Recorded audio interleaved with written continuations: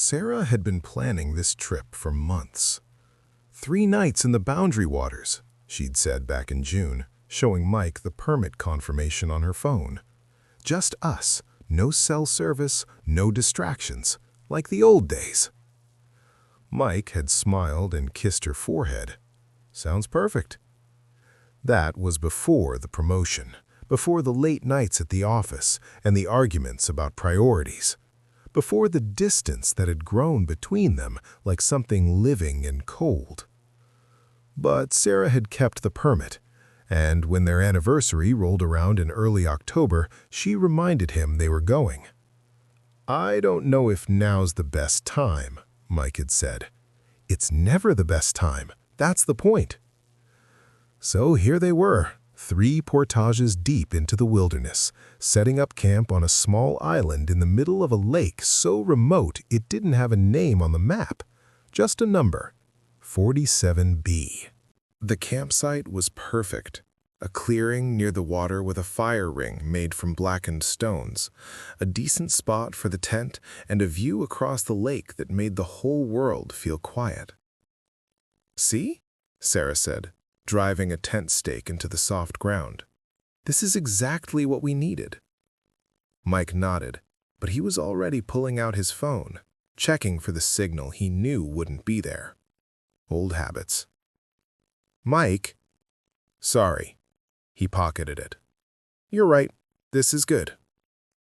They spent the afternoon setting up camp, filtering water, and collecting firewood.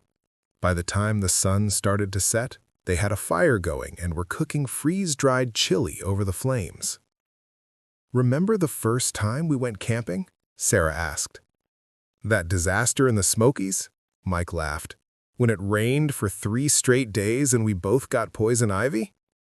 We didn't leave the tent for like 12 hours. That part wasn't so bad." She smiled, and for the first time in months it felt real. Like maybe they could find their way back to whatever they'd been before everything got complicated. The fire crackled. Across the lake, a loon called out, its cry echoing off the water. "It's beautiful here," Sarah said quietly. Mike reached over and took her hand. "Yeah, it really is." They stayed up later than they meant to, talking and watching the stars. By the time they crawled into the tent, it was past midnight, and the fire had burned down to glowing embers. Sarah fell asleep almost immediately, exhausted from the paddling and portaging. Mike lay awake a little longer, listening to the night sounds. Wind in the pines, water lapping against the rocky shore. Something moving through the brush near their campsite. Probably a raccoon, he thought, or a deer.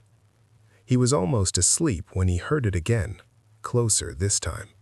Footsteps, slow and deliberate. Mike opened his eyes, listening. The footsteps stopped. He waited, holding his breath, but the sound didn't come back. After a few minutes, he convinced himself it had been his imagination, and finally drifted off. Morning came bright and cold. Sarah was already awake, boiling water for coffee outside the tent. "Sleep okay?" she asked when Mike emerged, groggy and stiff. "Yeah. You?" "Like a rock." She handed him a cup. "What do you want to do today?" "I don't know. Fish? Explore?" "Let's just stay here. Read. Relax. Isn't that the whole point?" Mike agreed, and they spent the day doing exactly that. Sarah worked through a novel she'd been meaning to finish. Mike attempted to fish off the rocks but didn't catch anything. They ate lunch in the sun, napped in the tent, and talked more than they had in weeks. It felt easy, natural. Like the weight they'd been carrying had finally lifted. By evening, they were sitting by the fire again, roasting hot dogs on sticks. "I'm glad we did this," Mike said. "Me too. Maybe we should make it a tradition. Every year, same time." Sarah smiled. "I'd like that."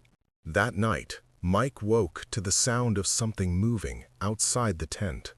Not footsteps this time, something heavier. deliberate. He sat up slowly, trying not to wake Sarah. The tent fabric rustled slightly in the breeze, and through the mesh window he could see the dying fire casting faint orange light across the campsite. Something moved past the tent, a shadow, tall and hunched. Mike's heart started pounding. He stared at the mesh, trying to see more, but the shape was already gone, disappearing into the trees. "Sarah," he whispered. She stirred, but didn't wake. Mike waited, listening. After a few minutes, he heard it again, something stepping on branches in the woods behind their tent. Slow, careful movements, like it was circling. He reached for the flashlight in his pack and clicked it on, shining it through the mesh. Nothing. Just trees and darkness. He kept the flashlight on for another minute, sweeping the beam back and forth, but whatever had been there was gone. Or hiding. Mike didn't sleep the rest of the night. "You look like hell," Sarah said when he crawled out of the tent the next morning. "Thanks. Did you sleep at all?" "Not really," he rubbed his face. "I kept hearing things." "Things?" "I don't know. Something moving around camp. Probably just an animal." Sarah glanced toward the trees. "What kind of animal?" "I didn't see it, just heard it." She poured him coffee, frowning. "You're not trying to psych me out, are you? Because that's not funny." "I'm not, I'm serious." "Well, it's probably just curious. Bears, maybe?" "Maybe." But Mike didn't think it was a bear. They tried to go about their day normally, but Mike couldn't shake the feeling that something was wrong.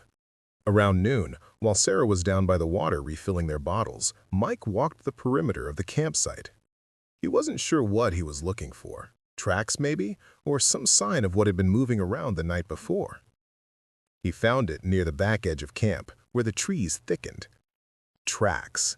Deep impressions in the soft dirt. But they weren't bear tracks or deer tracks or anything Mike recognized.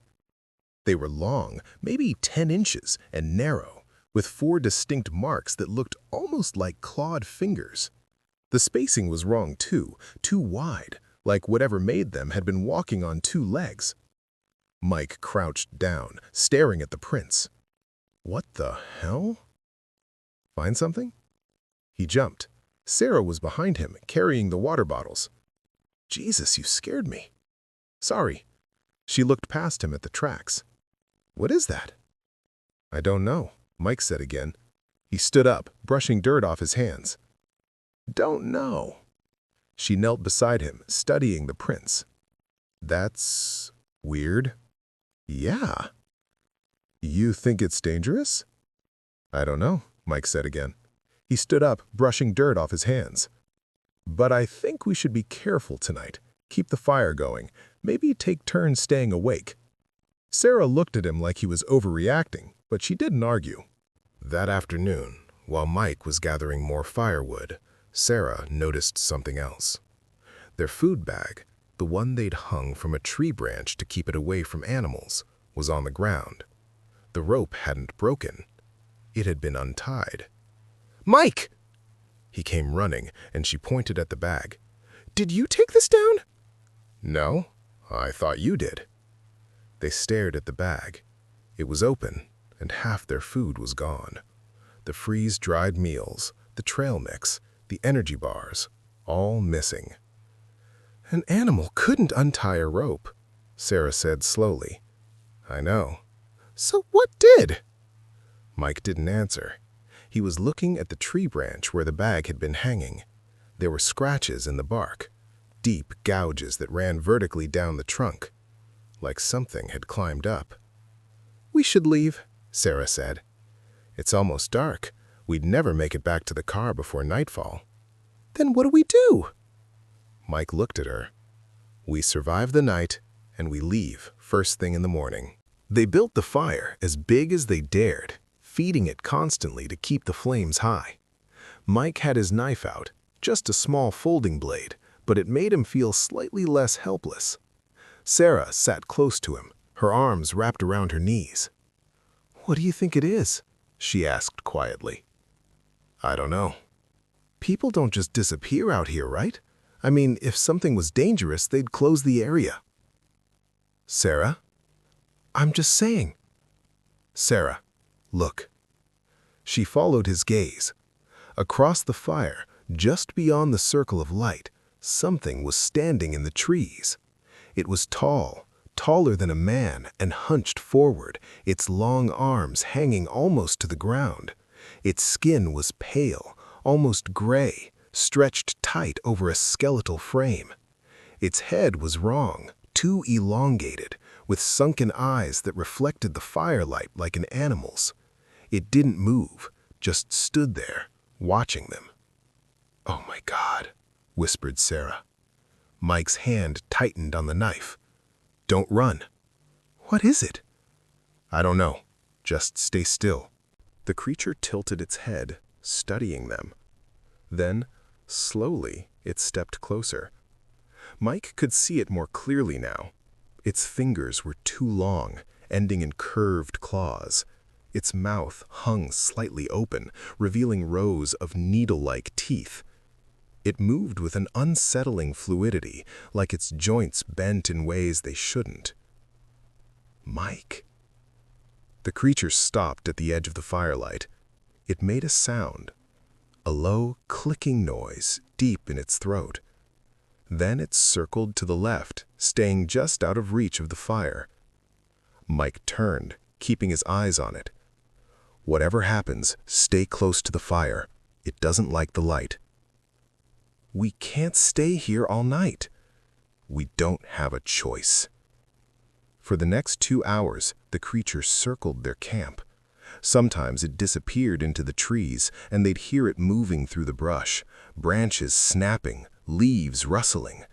Other times it would reappear, standing just beyond the fire's glow, watching, waiting. "It's trying to wait us out," Mike said. "It knows the fire won't last forever."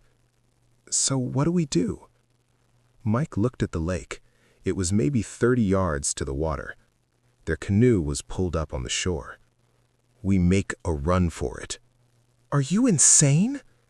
"If we stay here, we die. The fire's going to burn out in another hour, and when it does, that thing is going to come for us." Sarah stared at him. "You really think we can make it to the canoe?" "I don't know, but we have to try."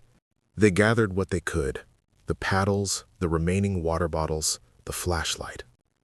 Mike threw another log on the fire to buy them a few more minutes, then turned to Sarah. "On 3, we run. Don't stop, don't look back, just get to the canoe." She nodded, her face pale. 1. The creature moved closer, its clicking growing louder. 2. Mike's heart was pounding so hard he could hear it in his ears. 3. They ran. The creature shrieked, a sound like metal scraping on metal, and gave chase. Mike could hear it behind them, crashing through the campsite, its claws tearing at the ground. He didn't look back, he just ran, his hand locked around Sarah's wrist, pulling her toward the water. 20 yards. The creature was gaining. He could hear its breath, ragged and wet. 10 yards. "Keep going!" Mike shouted. They hit the shore, splashing into the shallow water. Mike shoved the canoe into the lake and practically threw Sarah into it, then jumped in after her. The creature burst out of the trees. Mike grabbed a paddle and pushed off, digging the blade into the water as hard as he could. The canoe lurched forward, sliding away from the shore. The creature reached the water's edge and stopped. It stood there, watching them, its long arms hanging at its sides. And then it stepped into the water. "Mike, it's coming!" "I know, paddle!" They both paddled frantically, the canoe cutting through the dark water. Behind them, the creature waded deeper, its movements slow but deliberate. But then it stopped. It stood waist-deep in the lake, staring after them, and made that clicking sound again.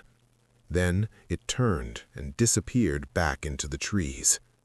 They paddled for hours, neither of them speaking, until they reached the mainland on the far side of the lake. By the time they pulled the canoe onto shore, the sky was starting to lighten with the first hints of dawn. Sarah was shaking. Mike pulled her close, and they sat there together, watching the sun rise over the water. "What was that thing?" she whispered. "I don't know. Do you think it's still out there?" Mike looked back across the lake toward the small island where they'd camped. In the distance, barely visible in the trees, something tall and pale stood watching them. "Yeah," Mike said quietly. "I think it is." They hiked out that day without stopping. By the time they reached the ranger station, they were exhausted, dehydrated, and covered in scratches. The ranger on duty, an older man with a graying beard, looked them over with concern. "You two okay?" "We need to report something. On Island 47B, there's something out there." The ranger frowned. "What kind of something?" Mike hesitated. How do you explain what they'd seen without sounding insane? "A person, maybe. Or an animal, I don't know, but it's dangerous." The ranger nodded slowly. "I'll send someone to check it out." "You need to close that site. People shouldn't be camping there." "I'll make a note of it." Mike could tell the man didn't believe them. He didn't blame him. 3 weeks later, Mike was at work when Sarah called. "Turn on the news," she said, her voice tight. "What? Why?" "Just do it." He pulled up a news site on his computer. The headline made his stomach drop. "Missing campers found dead in Boundary Waters." The article said 2 bodies had been discovered on a remote island. The victims, a young couple from Duluth, had been camping there for their anniversary. The cause of death was listed as animal attack, but the article mentioned something else, something that made Mike's blood run cold. Their campsite had been destroyed, the tent shredded, the fire ring scattered, and leading away from the site into the trees were tracks. Long, narrow tracks with clawed impressions. Mike closed the article and sat there, staring at his screen. Island 47B. It was still out there, waiting for the next campers to arrive.